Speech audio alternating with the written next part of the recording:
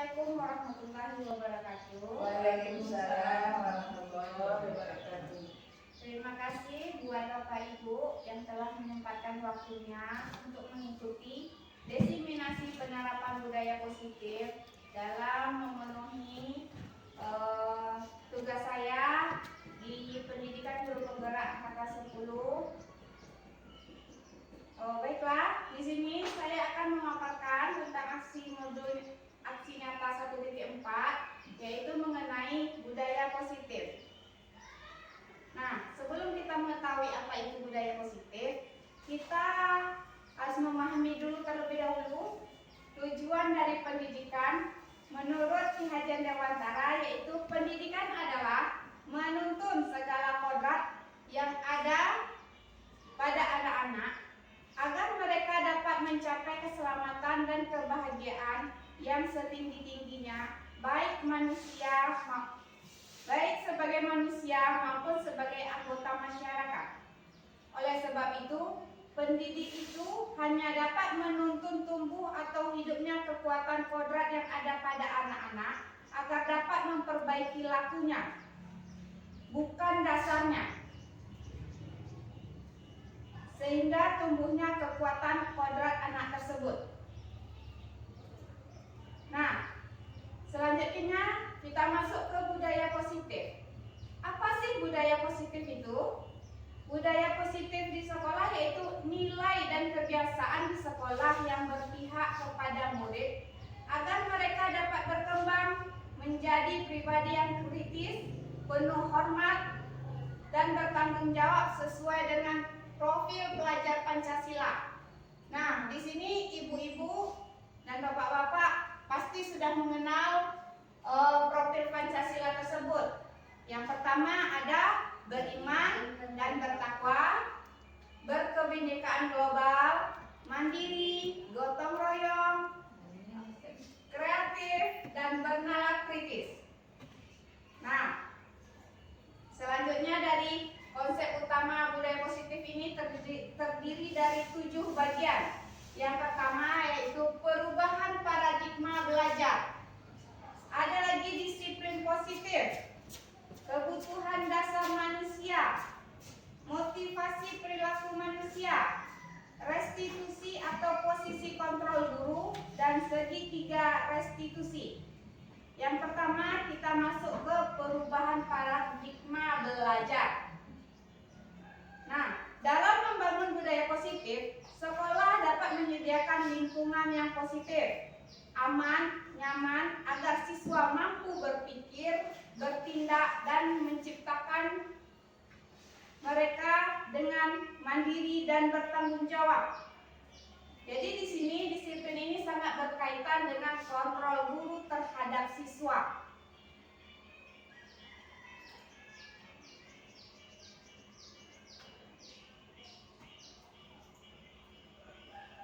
Perubahan paradigma menurut teori kontrol Dr. William Glasser, yang pertama terdiri dari ilustrasi guru mengontrol murid. Ada lagi ilusi bahwa semua penguatan positif dalam kelas kan selalu kita yang mengontrol murid. Contohnya, anak-anak ibu, silakan kerjakan tugas yang ini. Nanti kita yang menentukan berapa menit waktunya yang untuk ditunjuk dalam mengerjakan tugas tersebut. Mungkin di situ salah satu contoh dari sebuah tujuan apa yang dia hargai. Namun dalam budaya kita, makna kata disiplin telah berubah menjadi suatu yang dilakukan seseorang pada orang lain untuk mendapatkan kepatuhan. Kecenderungan umumnya adalah menghubungkan rasa kata disiplin dengan ketidaknyamanan, bukan dengan apa yang kita hargai atau pencapaian tujuan mulia. Jadi di sini mungkin pesannya sifatnya sudah memaksa.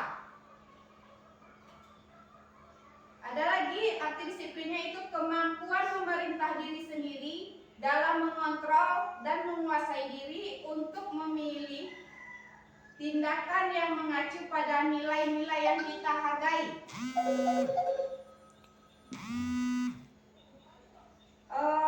Dengan penuh tanggung jawab tanpa terperintah orang lain. Nilai-nilai yang kita hargai di sini adalah nilai kebajikan, yaitu nilai yang bersifat positif yang merupakan tujuan mulia yang ingin dicapai setiap individu, yaitu nilai-nilai yang terdapat dalam profil Pancasila.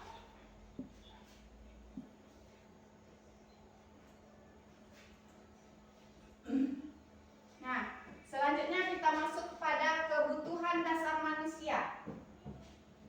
Pada kenyataannya kebutuhan setiap orang ini berbeda-beda. Kita harus berusaha memahami pandangan orang lain tentang dunia. Setiap orang memiliki gambaran yang berbeda-beda.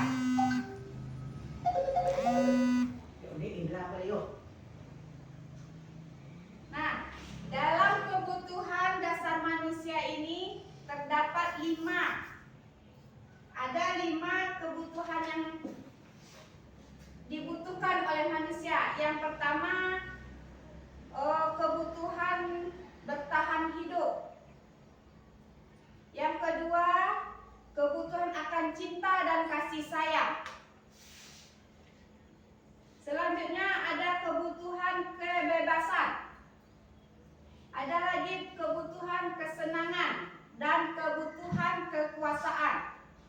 Jadi 5 kebutuhan ini salah satunya tidak terlepas dari kehidupan kita yang kita jalani. Begitu juga dengan anak-anak. Contohnya kita lihat di sini pada kasusnya Ibu Ria, guru kelas 6 SD Permai, sedang bingung menghadapi ulah salah satu murid di kelas yang bernama Agus. Beberapa anak telah datang dan mengeluhkan Agus yang seringkali meminta bekal makanan siang mereka dengan paksa. Jika anak menghadapi situasi seperti Bu Ria, apa yang akan Anda lakukan? Menurut Anda, kira-kira apa alasan Agus melakukan hal itu? Nah, kira-kira bagaimana menurut Bapak Ibu semuanya?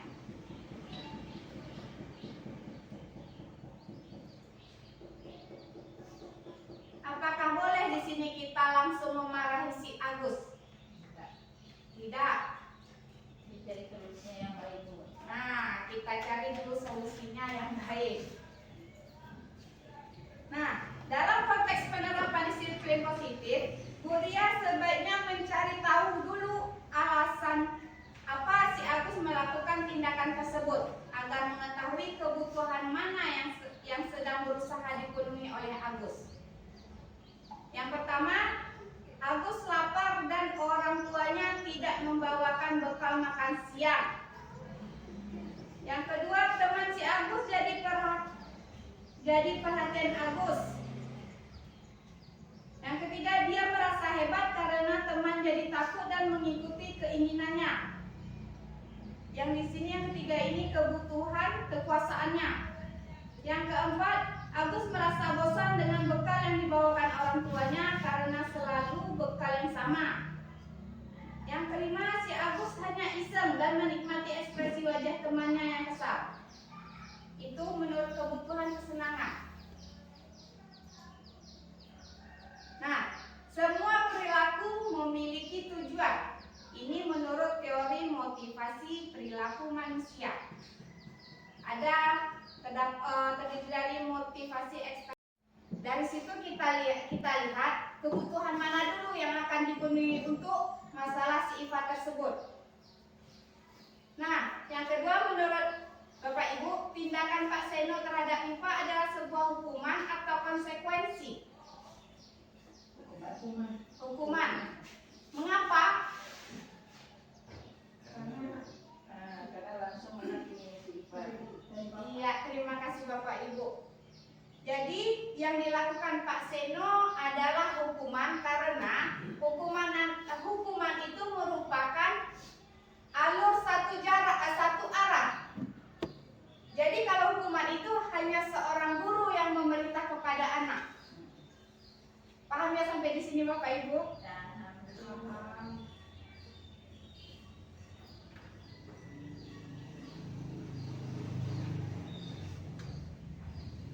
Nah, selanjutnya kita masuk ke restitusi atau posisi kontrol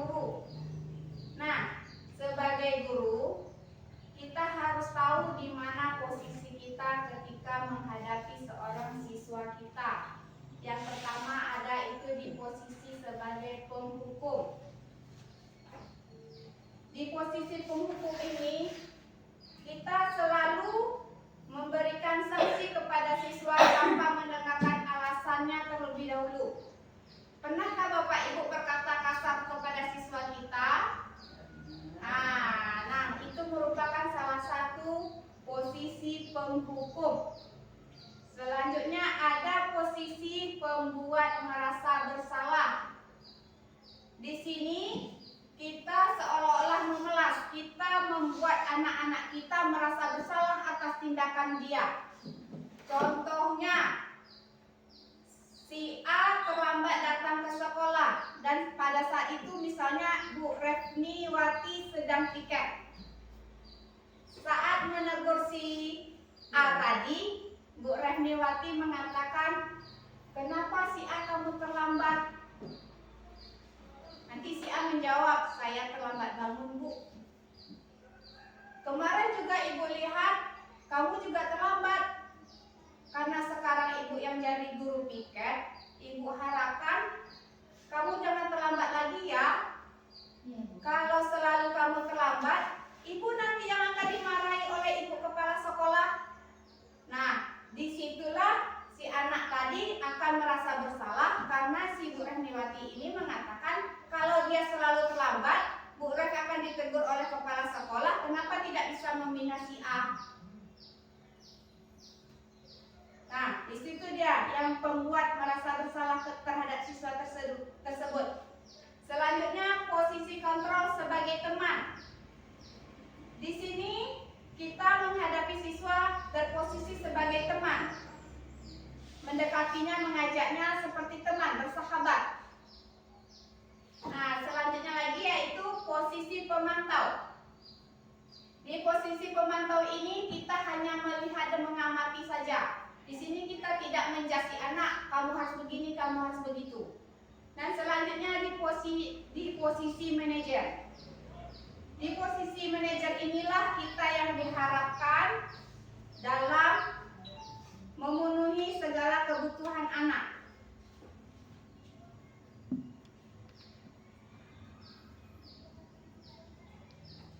Dalam posisi kontrol guru ini ada pertanyaan-pertanyaan yang akan kita berikan kepada anak. Contohnya, saya kecewa sekali dengan kamu. Kamu tidak pernah benar melakukannya. Ayolah, lakukan demi ibu atau bapak. Apakah kamu mau mendapatkan stiker bintang hari ini? Nah, kata-kata itu merupakan, dari kata-kata itu kita melihat posisi diri kita di mana. Kalau kita mengatakan saya kecewa sekali dengan kamu, itu posisi membuat orang merasa bersalah. Kalau kita mengatakan kamu tidak pernah benar melakukannya, itu dia kita masuk ke posisi penghukum. Ayolah lakukan demi ibu atau bapak, itu di posisi teman. Apa kamu mau mendapatkan stiker bintang hari ini? Itu kita berada di posisi pemantau. Bagaimana menyelesaikan masalah ini? Nah, ini di posisi manajer. Kamu selalu yang paling terakhir. Nah, kata-kata ini kan membuat anak selalu merasa terpojok. Ini kita berada di posisi kontrol guru sebagai penghukum. Menurut Bapak Ibu, dari pertanyaan-pertanyaan ini, mana pertanyaan yang lebih baik kita berikan terhadap anak? Kamu mau mendapat bintang hari ini, bagaimana kamu bisa menyelesaikan masalah ini? Ya, seperti yang Ibu bilang tadi, bagaimana kamu mendapatkan bintang hari ini dan bagaimana kamu menyelesaikan masalah hari ini, sebaiknya kita berada di posisi itu, yaitu posisi manajer.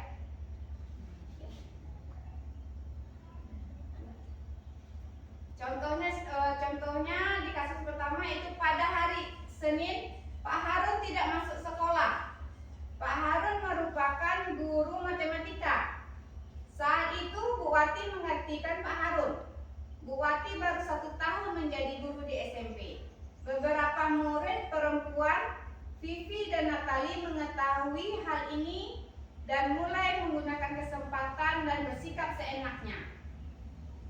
Dia tertawa dan tidak mengindahkan kehadiran Bu Wati. Bu Wati mencoba menyapa Vivi dan Natali dengan ramah sambil mengingatkan untuk tetap fokus pada tugasnya. Ayolah, tugasnya dikerjakan. Nanti ibu ditegur bapak kepala sekolah kalau kalian tidak mengerjakan tugas. Tolong bantu ibu ya. Namun Vivi dan Natali malah jadi tertawa.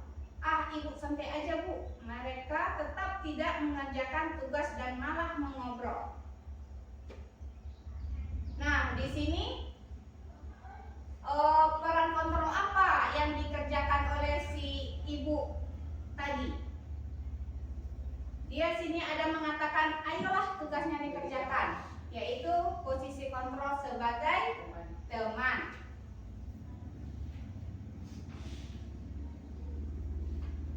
Selanjutnya kita masuk pada keyakinan kelas. Apa itu keyakinan kelas? Keyakinan kelas adalah nilai-nilai atau kebajikan atau prinsip universal yang disepakati bersama secara universal, lepas dari perbedaan agama, suku, negara, dan bahasa. Menurut Gozen, suatu keyakinan akan lebih memotivasi seseorang dari dalam atau intrinsik. Seseorang akan lebih bersemangat untuk menjalankan keyakinannya daripada hanya sekedar mengikuti peraturan. Nah, jadi keyakinan kelas ini harus kita terapkan di kelas kita masing-masing ya Bapak Ibu. Diharapkan sebelum kita memulai suatu pelajaran, kita bentuk terlebih dahulu keyakinan kelas. Jadi keyakinan kelas ini merupakan suatu kata-kata yang bersifat positif. Misalnya keyakinan kelas disiplin waktu. Di sini kalau kita mengatakan keyakinan kelas kita disiplin waktu, berarti kita mendiskusikan dengan anak bahwa disiplin waktu itu berarti kita si anak dan kita sendiri tidak boleh terlambat datang ke kelas atau datang ke sekolah. Itu salah satu contohnya. Di sini ada perbedaan antara peraturan dengan keyakinan kelas atau nilai kebajikan yang dituju. Kalau peraturan yaitu selalu kembalikan buku ke tempatnya, itu peraturan. Kalau di keyakinan kelas itu merupakan suatu tanggung jawab. Kalau dilarang mengganggu orang lain, itu merupakan peraturan. Kalau keyakinan kelasnya menghormati orang lain dan diri sendiri. Kalau hadir di sekolah 15 menit sebelum pembelajaran dimulai. Kalau untuk keyakinan kelasnya menghormati orang lain, komitmen pada tujuan, berkomitmen. Ada lagi dilarang melakukan kekerasan. Kalau untuk keyakinan kelasnya keselamatan dan menghormati orang lain. Bergantian atau menunggu giliran, itu merupakan peraturan. Yang di keyakinan kelasnya menghormati orang lain dan kesabaran. Nah, jadi di sini dapat kita lihat peraturan dan keyakinan kelas ini.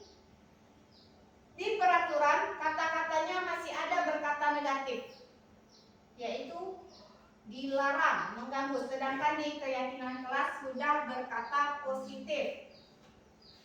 Contohnya di sini di peraturan dilarang melakukan kekerasan. Di kesepakatan kelas atau di keyakinan kelas yaitu nilainya yang kita tonjolkan yaitu nilai keselamatan atau menghormati orang lain. Nah, dalam pembentukan keyakinan kelas ini, kelas akan bersifat lebih abstrak daripada peraturan yang lebih rinci dan konkret. Keyakinan kelas berupa pernyataan universal. Pernyataan keyakinan kelas dibuat dalam bentuk positif.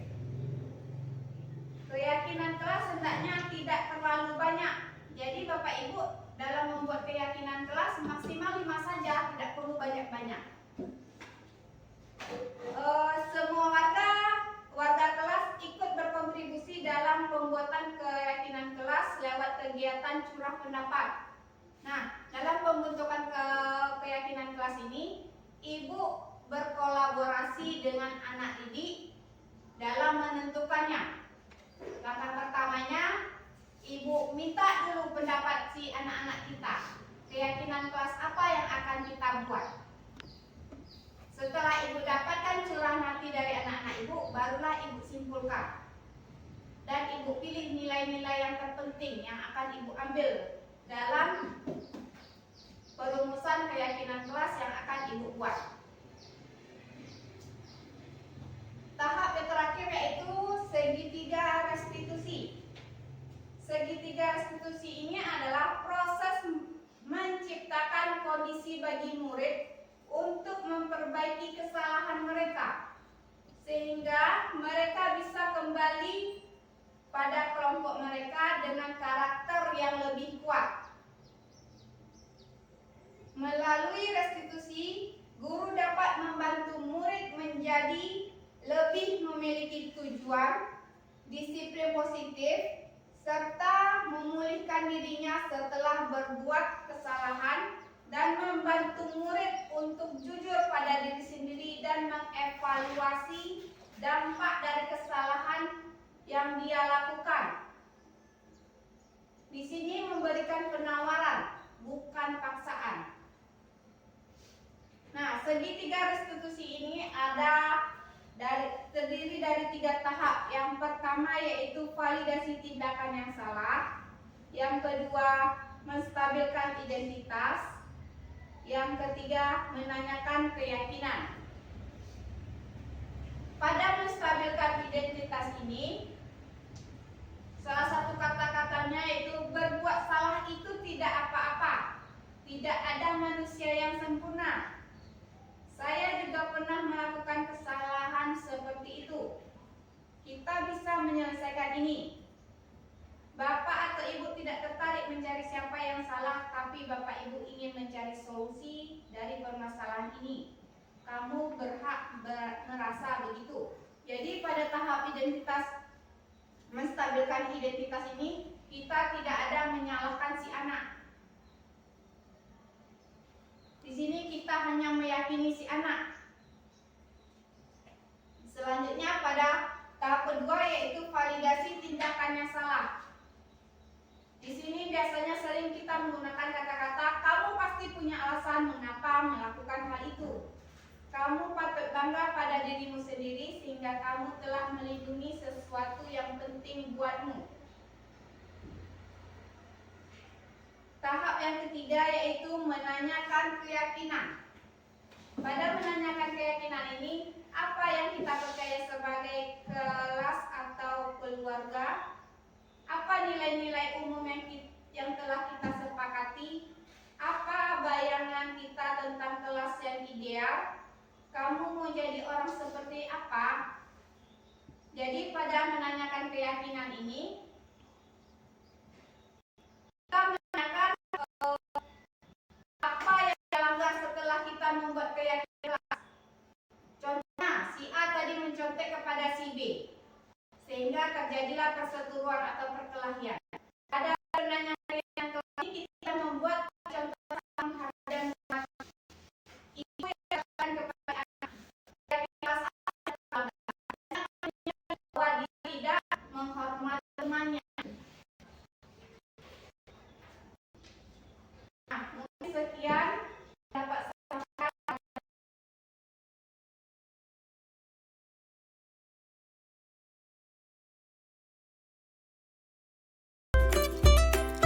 Sebagai informasi, segitiga restitusi adalah suatu proses dialog yang dijalankan guru atau orang tua agar dapat menghasilkan murid yang mandiri dan bertanggung jawab.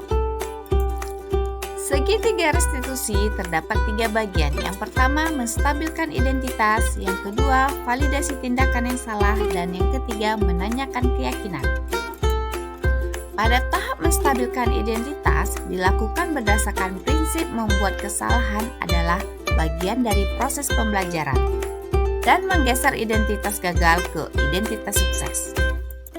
Tahap selanjutnya adalah validasi tindakan yang salah, dilakukan berdasarkan prinsip setiap perilaku berupaya memenuhi suatu kebutuhan tertentu.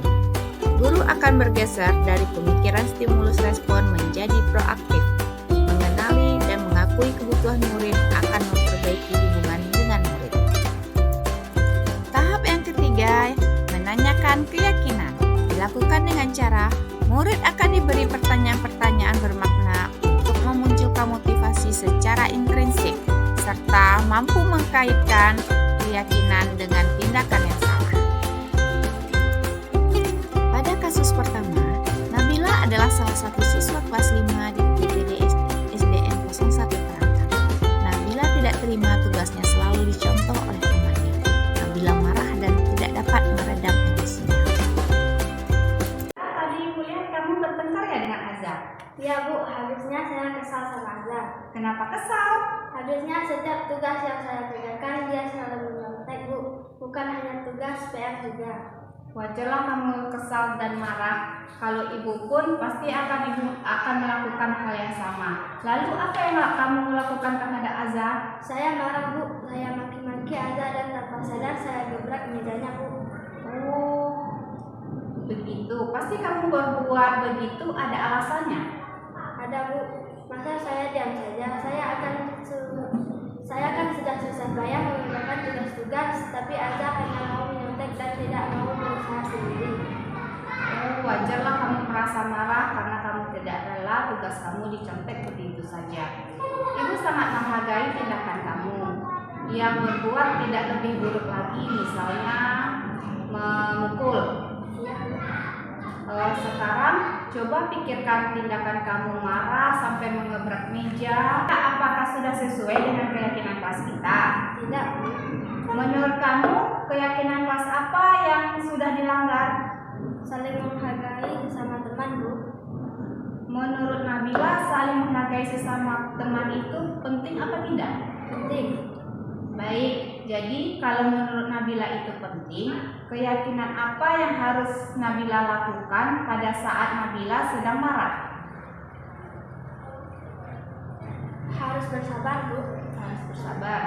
Apa Nabila bersedia memperbaiki masalah ini? Bersedia Bu.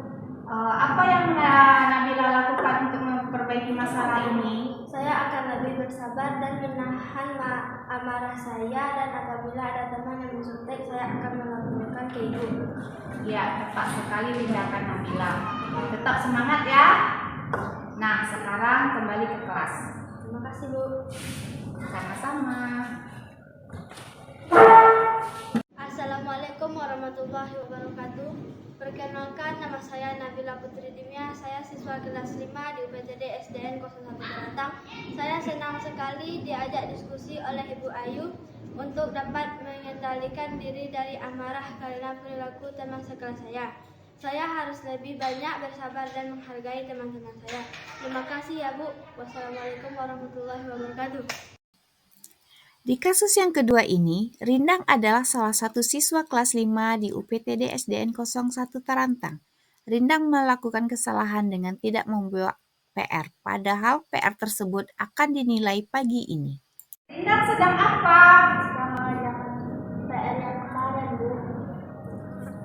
Kan tugasnya dikumpulkan hari ini. Iya Bu, maaf saya belum mengerjakannya.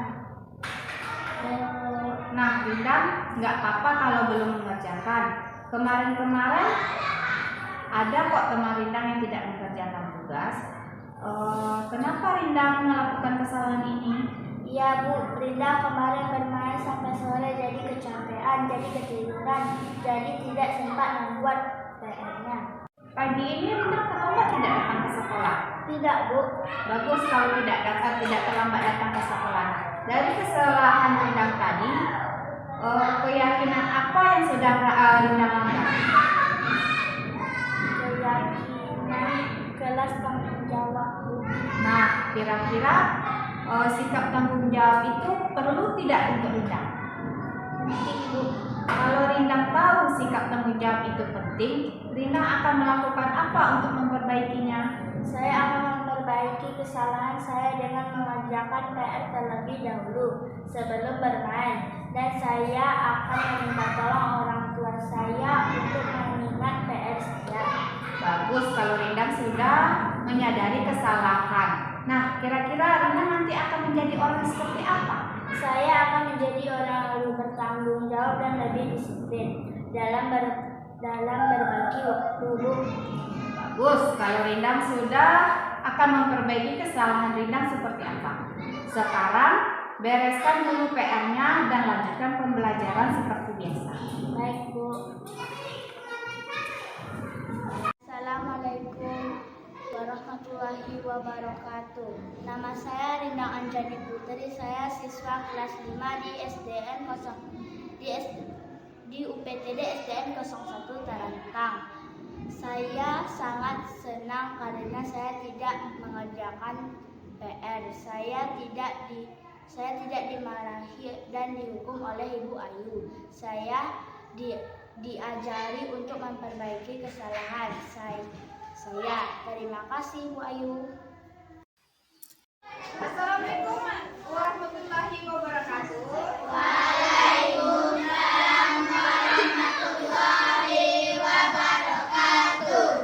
Baiklah anak-anak itu semua, gimana kabarnya hari ini?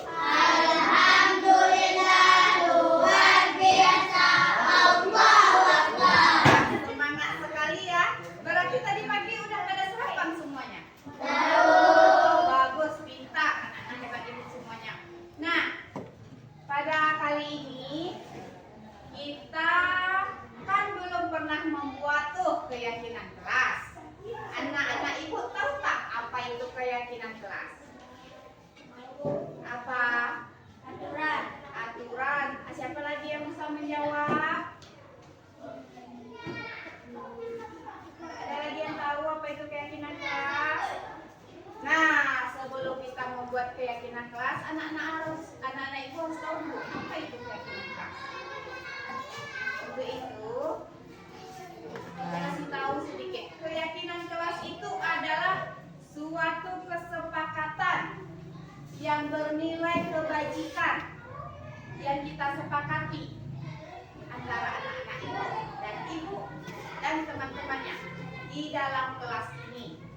Jadi, hasil dari kesepakatan itu yang bernilai positif, nah itu dia nanti yang kita jadikan sebagai keyakinan kelas. Sepakat anak-anak ibu membuat keyakinan kelas kita? Kira-kira anak-anak ibu tahu enggak apa tujuannya kita membuat keyakinan kelas ini? Nah, supaya tertib di kelasnya, supaya apa lagi? Supaya tenang. Kalau kelasnya sudah tenang, sudah tertib, gimana dengan pembelajarannya? Nyaman. Jadi untuk itu kita bikin atau kita sepakati keyakinan kelas. Apa isi keyakinan kelas itu? Nah, keyakinan kelas itu berisi harapan-harapan anak ibu, cita-cita anak ibu. Anak ibu menginginkan kelasnya seperti apa? Bagaimana yang diharapkan di kelasnya itu ketika saat belajar? Nyaman. Jadi nanti skip dulu jawabannya sayang ya. Nanti apapun yang kamu inginkan, kamu tulis di kertas ini. Paham anak-anak ibu? Paham, Bu. Oke, ibu bagikan ya, silakan anak ibu tulis apa yang diinginkannya untuk kelasnya. Ditulis di sini semuanya.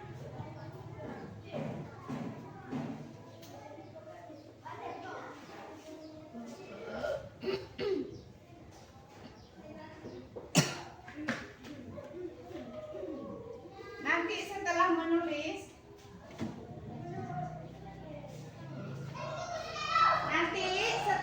menulis, silakan ditempelkan di depan.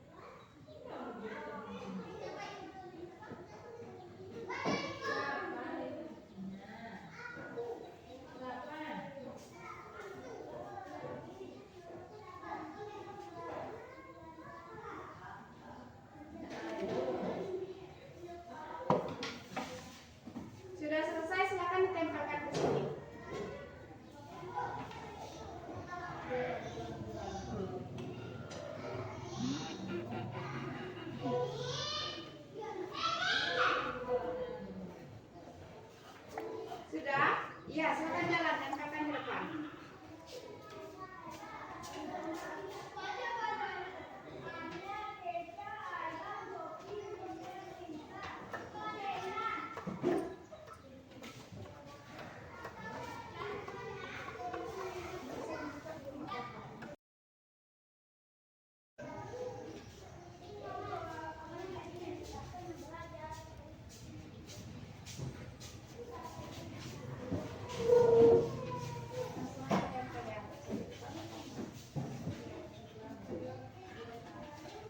Sudah?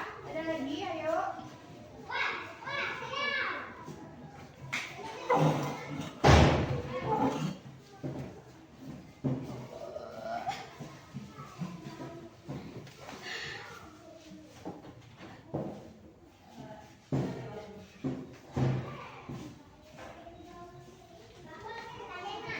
Ada lagi? Ayo.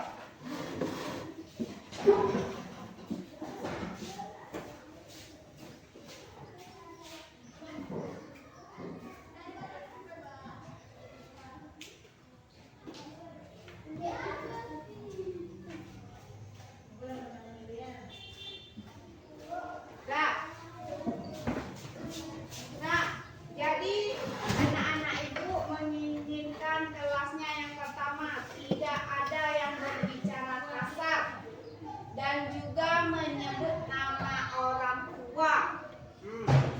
Itu yang pertama. Yang kedua, inginnya tertib, nyaman, saling menghormati, saling menghargai, sopan terhadap teman. Nah, selanjutnya ada dilarang membuli atau bullying. Orang yang terlaluan dikeluarkan dari sekolah. Waduh, gawat sekali ini. Nah, itu kan harapan kita, cita-cita kita ya. Boleh-boleh saja. Ya, ada lagi tidak berisik, tidak berbicara ketika belajar. Ada lagi di sini tidak berisik ketika belajar, tidak mencontek, piket sesuai jadwal, buang sampah pada tempatnya. Bagus. Ada lagi di sini tidak berisik waktu belajar, tidak permisi waktu belajar. Ada lagi tidak ribut sedang belajar, tidak berjalan-jalan ketika belajar, tidak boleh mencontek. Ada lagi di sini di dalam kelas tidak boleh berisik, tidak boleh berkata kata kotor, tidak berbicara di dalam kelas, tidak boleh permisi waktu pelajaran langsung, dan tidak boleh bertengkar. Ada lagi di sini tidak boleh mencontek dan tidak boleh berbicara ketika belajar. Nah, dari harapan anak ibu akan ibu pilih. Tadi kan ada yang sama. Kita satukan dulu persepsi kita semuanya ya. Di sini ada tidak ada yang berbicara kasar. Ada lagi di sini tidak berisik. Tidak berisik, tidak berisik hampir sama di sini tidak berbicara kasar. Jadi ibu ambil aja di sini kesimpulannya tidak berisik atau berbicara.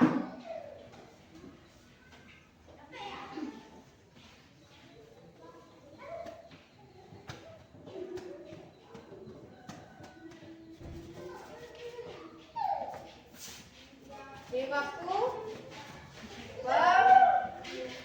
pembelajaran. Nah, yang kedua, berarti di sini sudah ya. Di sini tidak berisik, tidak orek, sudah. Di sini juga sudah. Sini juga. Sini juga. Dah. Yang kedua, dilarang bullying atau mengganggu teman.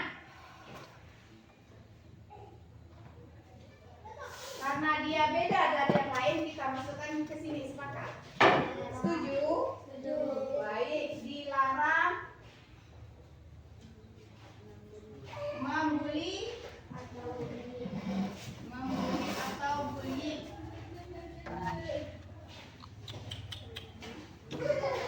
Nah, yang ketiga, mana dia tadi ini bully? Ada lagi tidak permisi. Tidak permisi. Dah, berarti dilarang permisi saat pembelajaran berlangsung. Yang keempat, apa lagi ya yang bedanya di sini?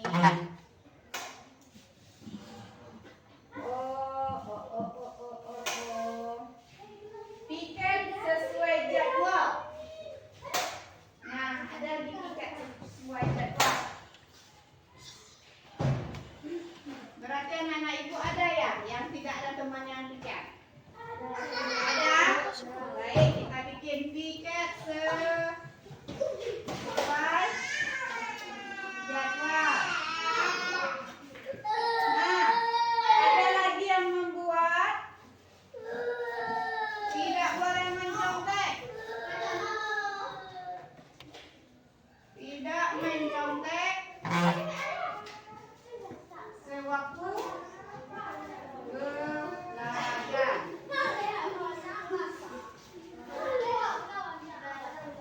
Ada di sini membuat tidak boleh bertengkar.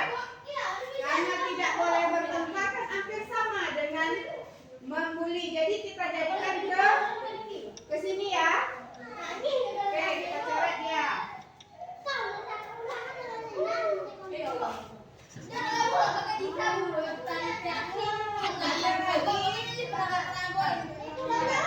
Tidak permisi.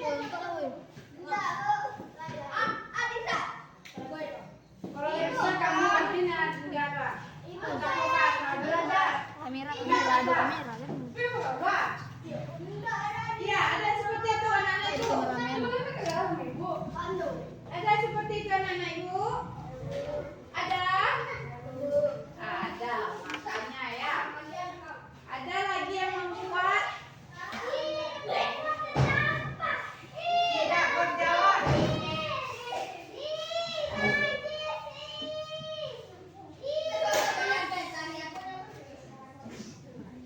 Tidak berjalan-jalan ketika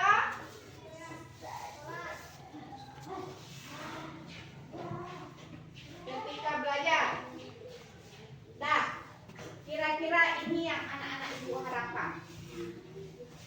Jadi bagaimana kira-kira kesepakatan kelas kita yang akan kita bentuk? Nah, isi dari kesepakatan kelas itu adalah nilai-nilai kebajikan. Apa contoh nilai kebajikan? Tidak berbicara sewaktu belajar misalnya. Kalau kita berbicara ketika belajar atau ketika ibu menerangkan kalian berbicara, sikap apa di situ yang dilanggarnya? Kalau ibu berbicara, kalian juga berbicara. Tidak menghargai.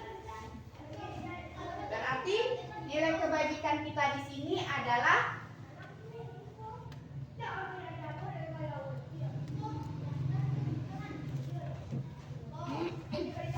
yang pertama adalah saling menghargai. Saling menghargai ini banyak nilainya.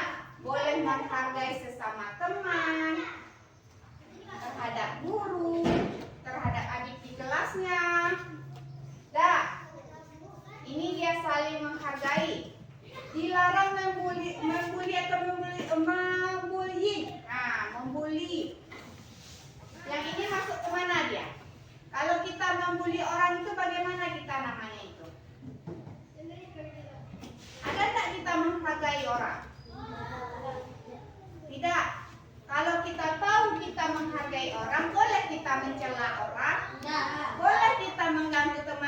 belajar? Tidak. Boleh kita berbicara ketika belajar? Tidak.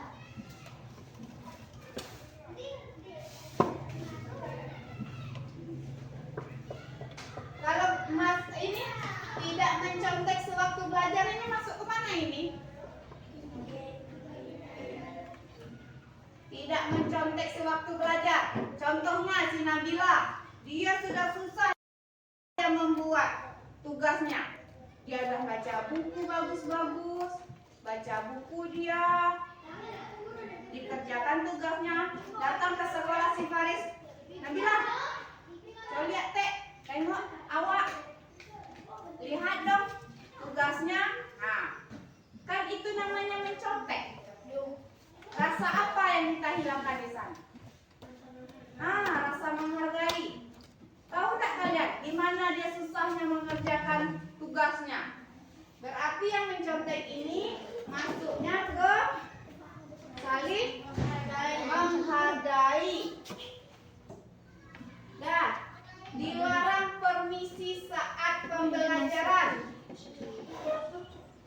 Kemana perginya ini? Perginya ke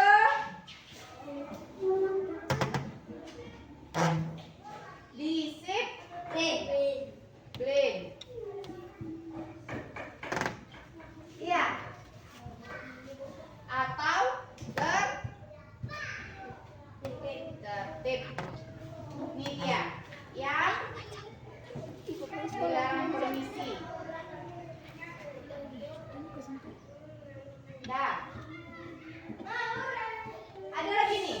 Tidak berjalan-jalan ketika belajar. Kemana perginya? Disiplin atau tertib?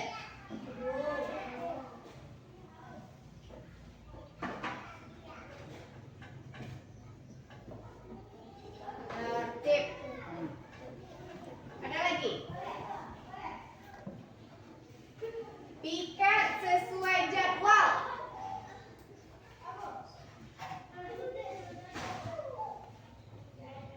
Piket sesuai jadwal. Kemana perginya? Disiplin apa tertib? Tertib perginya ya. Ada tadi lagi tidak membuang sampah sembarangan. Disiplin. Disiplin bisa apa lagi? Apa lagi? Tanggung jawab. Nah,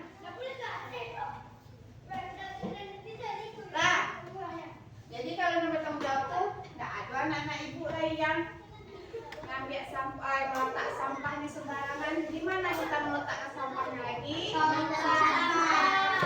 tong sampah. Ada lagi yang belum kita ini kah?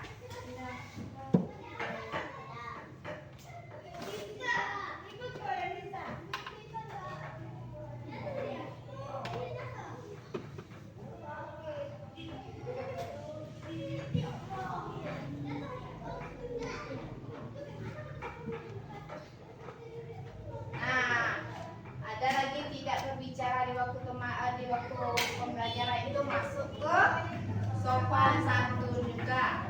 Jadi dari keinginan anak-anak itu tadi menginginkan kelasnya supaya aman, nyaman dan damai sehingga anak-anak itu betah di kelasnya dan bisa melaksanakan pembelajarannya dengan baik. Kita buatlah suatu kesepakatan dengan menjadikannya keyakinan kelas. Nah, jadi keyakinan kelas ini tidak ada lagi yang dilanggar. Kan kita bikinnya bersama-sama, ya kan? Ini kan berdasarkan keinginan anak-anak ibu. Paham sampai di sini? Ya. Jadi nanti ya sekretaris kelasnya tolong dicatat keyakinan kelas kita yaitu saling menghargai. Nah, di saling menghargai ini tadi tidak ada yang berbicara kasar atau kotor, atau ketika ibu berbicara dia berbicara juga. Ya kan? Yang kedua kedisiplinan. Nah,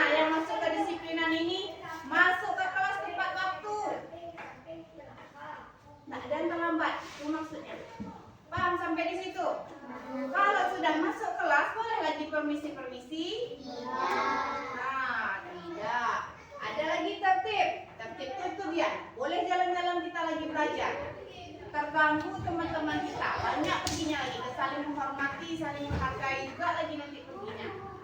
Ya, ada lagi tanggung jawab. Tanggung jawabnya itu membuang sampah pada tempatnya. Yang ikut piket tadi kemana juga perginya, bisa juga perginya ke tanggung jawab. Selanjutnya sopan dan santun. Kalau anak-anak ibu sudah sopan santun, nyamankah kelas kita? Tertibkah kelas kita? Ada lagi berkelahi-kelahi di dalamnya? Ada. Berarti sudah setuju anak ibu dengan ini? Setuju. Bisa dilaksanakan? Bisa. Nah, karena kita sudah menyepakati keyakinan kelas, nah nanti sekretarisnya tolong mencatat ya. Nanti kita tempel di kelas kita.